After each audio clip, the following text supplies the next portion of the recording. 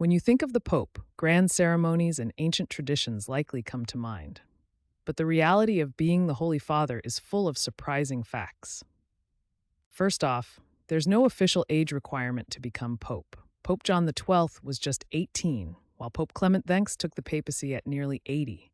The Pope also has to be multilingual, fluent in Latin and Italian, since he's also the Bishop of Rome. Surprisingly, even the Pope goes to confession, with figures like John Paul II and Benedict XVI attending weekly, more often than many Catholics. Beyond his spiritual role, the Pope is also the head of his own country, Vatican City, a sovereign state with about 900 residents. He even has his own hospital, where Vatican employees pay just 2% of their salary for healthcare. Despite his position, the Pope owns nothing personally. Everything is provided by the Church.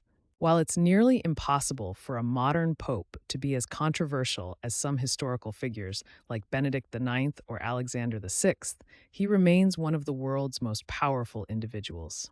In 2012, Pope Benedict XVI ranked 5th on Forbes' list of most powerful people.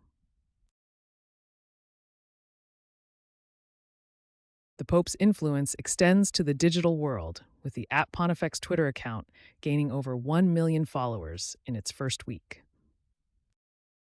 However, the Vatican faces budget problems too, reporting a $19 million deficit in 2011, largely due to media outreach efforts and maintaining historic properties. The Vatican Bank helps finance the Church's global mission and reports directly to the Pope, managing approximately $5.4 billion in assets.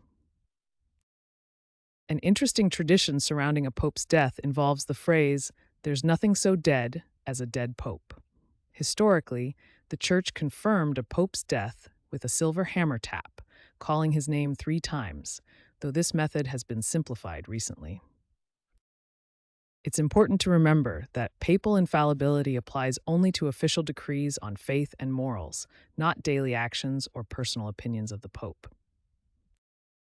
Pope Francis, before his passing on April 21, 2025, dedicated the 2025 Jubilee year to hope, leaving behind a legacy of mercy and a desire for a more inclusive church.